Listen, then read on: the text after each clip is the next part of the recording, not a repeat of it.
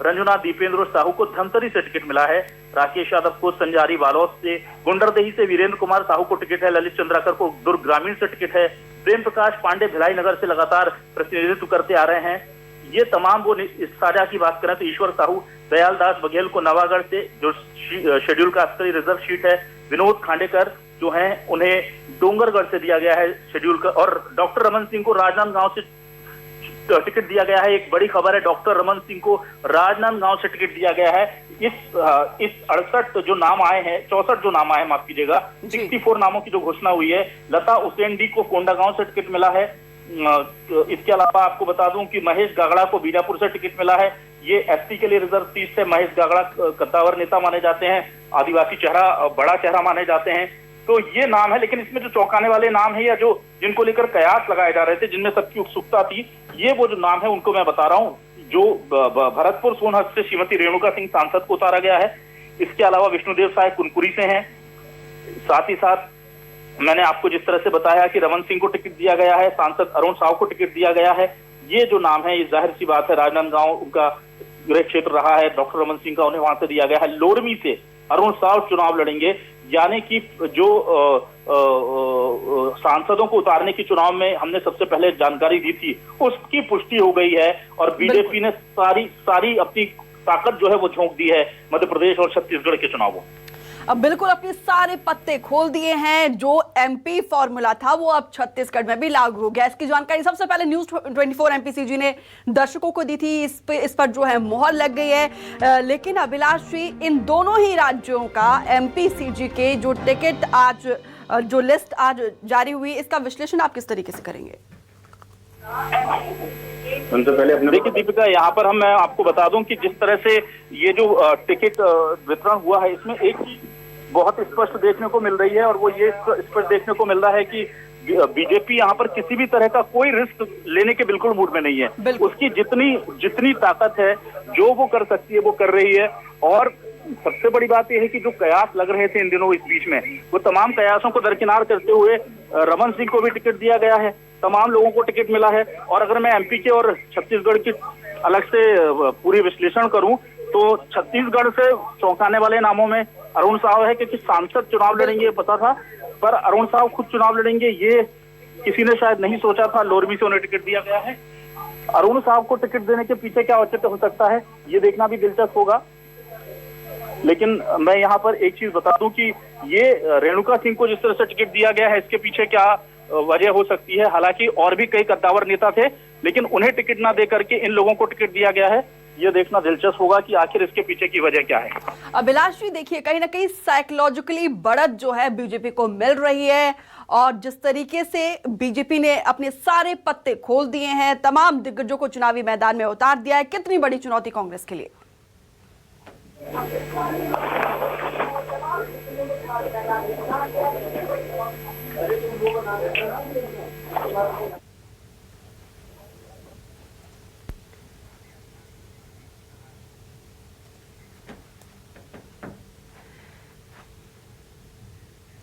सुधीर जी भी लगातार हमारे साथ बने हुए हैं। अभिलाष जी के पास हम लौटेंगे। सुधीर जी, एमपी के साथ साथ सीजी के लिए भी आज लिस्ट जारी कर दी गई है। इसकी जानकारी सबसे पहले न्यूज 24 एमपीसीजी ने दर्शकों को दी थी, और जिस पर मोहर लगी है। देखिए, निश्चित तौर पर सबसे पहले अपने दर्शकों को न्यूज 24 ने बताया था कि आज बीजेपी चौथी सूची जारी कर सकती है। इसके अलावा छत्तीसगढ़ को लेकर भी जो बात न्यूज 24 ने अपने दर्शकों को कही थी कि मध्य प्रदेश की तरह सांसदों को भी छत्तीसगढ़ में बीजेपी मौका दे सकती है, चुनावी मैदान में उतार सकती है। लगभग उसी तरीके की जो खबर थी उस पर मोहर इस सूची के बाद में लगती हुई नजर आई है। अगर मध्य प्रदेश की पूरी सूची की बात करें तो 57 उम्मीदवारों में वर्तमान जो विधायक और मंत्री है उन पर दाव लगाया गया है। इस तरीके के कयास लगाए जा रहे थे कि शायद मध्य प्रदेश के अंदर हो सकता है गुजरात फार्मूला लागू किया जाए, या हो सकता है पर उस जिले से ताल्लुक नहीं रखती हैं, लेकिन ये उनका मायका है, और जिस ट्राइबल कम्युनिटी से वो आती है उसके प्रभाव वाला इलाका माना जाता है। बीजेपी के प्रदेश अध्यक्ष अरुण साहू को लेकर लगातार इस बात के कयास लगते रहे हैं कि लोरमी से लड़ेंगे, कोटा से लड़ेंगे या बिलासपुर से लड़ेंगे। तो ये तय हो गया है कि अरुण साहू, जो कि बीजेपी के प्रदेश अध्यक्ष हैं, ये अपनी लोरमी सीट से दावा इन्होंने ठोका भी था, और उसके आधार पर इन्हें प्रत्याशी भी बीजेपी ने बनाया है। बाकी तमाम पुराने जो चेहरे हैं बीजेपी के धुरंधर नेता रमन सिंह, बृजमोहन अग्रवाल, प्रेम प्रकाश पांडे, अजय चंद्राकर, राजेश मूणत, केदार कश्यप, लता उसेंडी, ये तमाम जो नेता हैं जी, जो पूर्व मंत्री भी हैं, ये अपनी सीटों से ही चुनाव रण पर उतर रहे हैं और मजबूत तरीके से चुनाव लड़ने की जिम्मेदारी बीजेपी ने इनके कंधों पर डाली है। यानी कहीं ना कहीं बीजेपी ने यह संदेश दिया है कि चुनाव लड़ने पर उनकी राजनीतिक जमीन बनी रहेगी और यदि चुनाव हारे तो जाहिर सी बात है बीजेपी ने संदेश तो नहीं दिया है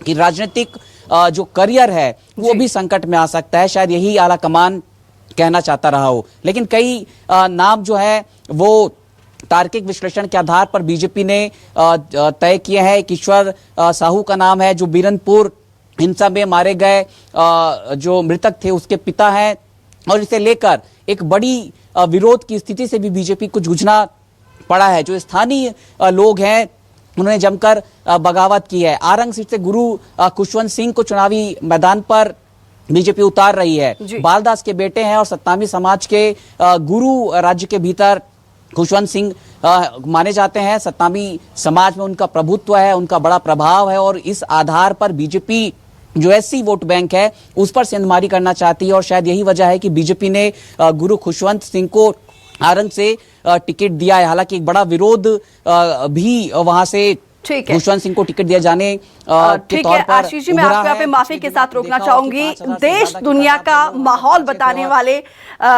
हमारे साथ Rajiv Ranjan sir news room से न्यूज एडिटर अभिलाष मिश्रा के सर के साथ हैं। दीपिका, देखिए हमारे साथ राजीव रंजन जी हैं, ये लोगों से पूछते हैं माहौल क्या है और हमारी दरख्वास्त पर ये मध्य प्रदेश में अभी पूछकर आए हैं ग्वालियर चंबल अंचल में कि माहौल क्या है। अब तो टिकट भी डिक्लेयर हो गए। राजीव जी, क्या लग रहा था ग्वालियर चंबल में माहौल क्या है? क्योंकि हम देख रहे हैं कि यहाँ पुराने लोगों के पर खासतौर से वो नाम जो कि वहाँ पर मंत्रियों के तौर पर सिंधिया समर्थक हैं उन्हें टिकट दिए गए हैं काफ़ी लोगों को। किस तरह का माहौल देख कर आए थे आप?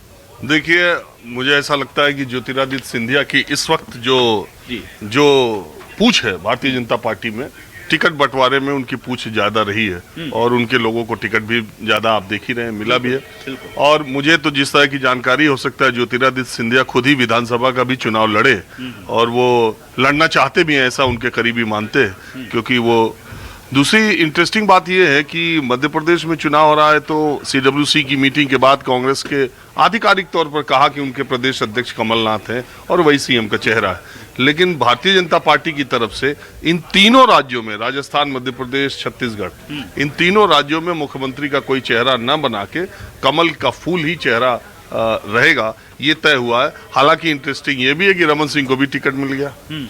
तो जहां तक आपने सवाल पूछा, चौहान को भी टिकट दे दिया, रमन सिंह को भी, यानी कि मुकाबले में सभी हैं। दम लगाइए, जो अच्छा नंबर लेके आएगा शायद सीएम पद के लिए उसका नाम आ गया है। ऐसा कुछ तो नहीं कि सबको दौड़ाए रखना है, इसलिए कहते हैं। देखिए, आप हमसे ज्यादा जानते हैं मध्य प्रदेश के बारे में। नरेंद्र सिंह तोमर को दे दिया, दतिया से उनको नरोत्तम जी को दे दिया, कैलाश विजयवर्गीय को दे दिया, प्रहलाद पटेल, जितने भी सीएम के कैंडिडेट हो सकते सबको विधायक का टिकट दे दिया। अब इसलिए दिया कि आप अपने अपने अंचल से जिता के लाइए, जिसके प्रभाव वाले क्षेत्र में ज्यादा विधायक होंगे तो बाद में सीएम का फैसला होगा। कैलाश विजयवर्गीय खुद ही अपने चुनाव, वो सीट मुश्किल है तो बार बार वो बोल ही रहे हैं कि मैं यहाँ से इशारा करूंगा भोपाल में एक्शन हो जाएगा, तो वो अपने लोगों को ये मैसेज देना चाह रहे हैं। मुझे ऐसा लगता है भारतीय जनता पार्टी ने जितने क्षेत्रीय छत्रप थे उनको बोला कि पहले आप अपनी सीट जीतिए, अपने इलाके को जिताइए, फिर जिसका जैसा कद होगा। अभी राजस्थान में आप देखिए 7 सांसदों को टिकट दे दिया, 7 सांसदों को, माफ कीजिए, राजस्थान में बीजेपी ने 7 सांसदों को टिकट दिया है, जिसमें राज्यवर्धन राठौर भी शामिल है, दिया कुमारी है, बालकनाथ है। तो बीजेपी एक प्रयोग कर रही है इन तीनों राज्यों में। और आपको पता ही है कि मध्य प्रदेश में, मैं खासतौर पर रोज कहता हूं, आज भी ये कह रहा हूं कि मध्य प्रदेश में बीजेपी बहुत ही चुनौतियों से चौतरफा घिरी हुई है। छत्तीसगढ़ में भी चूंकि 4 सांसदों को टिकट दिया जा चुका है। आशीष जी हमारे साथ जुड़े हुए हैं आज। राजीव जी, आप जाना चाहेंगे? जी। मैं आपको धन्यवाद देता हूं और राजीव जी चूंकि आपको पता है कि वांटेड आदमी है, इनकी जरूरत हर जगह लगती है, हमारे डिजिटल विंग से लेकर के नेशनल रीजनल सभी जगह। तो मैं शुक्रिया अदा करूंगा आपको। और रेणुका सिंह सांसद जिसको जिस तरह से आशीष जी टिकट दिया गया है, अरुण साव को टिकट दिया गया है, तमाम सांसदों को टिकट दिया गया है आशीष जी, उसके क्या राजनीतिक मायने हैं और क्या ये वही नाम है जो हम संभावित बता रहे थे? क्योंकि न्यूज़ 24 मध्य प्रदेश छत्तीसगढ़ ने सबसे पहले दावा किया था, सबसे पहले हमने ये कहा था कि एमपी फॉर्मूले पर कई सांसदों को चुनावी मैदान में उतारा जाएगा। आशीष जी, देखिए जाहिर तौर पर ये वही तमाम नाम है जो संभावित सूची के तौर पर हमने दर्शकों तक पहुंचाया था। और जो सवाल सांसदों के चुनाव लड़ने का है तो उसका जवाब तो यही है कि बीजेपी के भीतर एक फॉर्मूला बना और उस फॉर्मूले के तहत सांसदों को भी चुनाव लड़ाने की रणनीति पर बीजेपी काम करती नजर आई। पहली सूची का जिक्र करें तो पाटन विधानसभा जो कि मुख्यमंत्री की अपनी कॉन्स्टिट्यूंसी है, वहां से उनके ही अपने रिश्तेदार, उनके भतीजे विजय बघेल जो कि सांसद भी हैं, उन्हें बीजेपी ने टिकट दिया था। और छत्तीसगढ़ में पहले सांसद के तौर पर विजय बघेल बतौर विधानसभा प्रत्याशी उभर कर सामने आए थे। और अब ये जो दूसरी सूची हम देख पा रहे हैं, इस सूची में 3 नाम है। खुद प्रदेश अध्यक्ष अरुण साव का नाम है, गोमती साय का नाम है जो कि पत्थलगांव से उन्हें टिकट मिला है, और रेणुका सिंह के संदर्भ में हमने थोड़ी देर पहले ही बातचीत में कहा कि रेणुका सिंह को एक स्ट्रेटेजिकल तरीके से भरतपुर सोनहट से बीजेपी उम्मीदवार बना रही है, क्योंकि वो उनका मायका भी है और जिस कम्युनिटी से, ट्राइबल की जिस कम्युनिटी से वो आती हैं, उसके प्रभाव वाला ये इलाका है। ये तीनों ही सीट जो है, कोरिया जिले की ये सीट है, कोरिया जिले की 3 सीटें हैं और तीनों पर इस वक्त कांग्रेस के जो विधायक हैं वो काबिज हैं। तो कहीं ना कहीं बीजेपी एक रणनीति के तहत रेणुका सिंह को भरतपुर सोनहट से टिकट दे रही है। पत्थलगांव रायगढ़ के करीब है, बड़ी ही सक्रिय सांसद के तौर पर गोमती सिंह की पहचान बीजेपी के भीतर रही है और बीजेपी यदि उन्हें चुनावी रण पर उतार रही है विधानसभा चुनाव में तो इसके अपने निहितार्थ हैं, इसके अपने मायने हैं। जमीनी तौर पर बहुत एक्टिव सांसद के तौर पर गोमती साय को बीजेपी मानती है और शायद जिताऊ उम्मीदवार के तौर पर बीजेपी उन्हें देख रही है। अरुण साव लोरमी से लड़ रहे हैं। धर्मजीत सिंह का ये पूरा इलाका था। धर्मजीत सिंह जेसीसी की टिकट पर 2018 के चुनाव में वहां पर जीत कर आए। हालांकि बीजेपी में वो शामिल हो चुके हैं और बीजेपी ने तखतपुर से टिकट दी है। तो एक रणनीति के लिहाज से बीजेपी ने अरुण साव को वहां पर भेजा है। तो भेजने के मायने ये है कि साहू बहुलता वाला ये पूरा इलाका है और लोरमी के जो अंदरूनी इलाके हैं जो कि ट्राइबल वोट बैंक के तौर पर माने जाते हैं, वहां पर धर्मजीत सिंह का प्रभाव रहा है। धर्मजीत सिंह उनके लिए कैनवासिंग करेंगे और कहीं ना कहीं बीजेपी को लगता है कि सीट बीजेपी निकाल लेगी। ये समीकरण इस वक्त सांसदों को लड़ाने के पीछे नजर इस वक्त आ रहा है। लेकिन यहाँ पर सबसे दिलचस्प जो तस्वीर निकल कर आ रही है वो तस्वीर पूर्व सांसदों को एक बार फिर चुनावी रण पर उतारने की है। बीजेपी उन पर भरोसा जता रही है।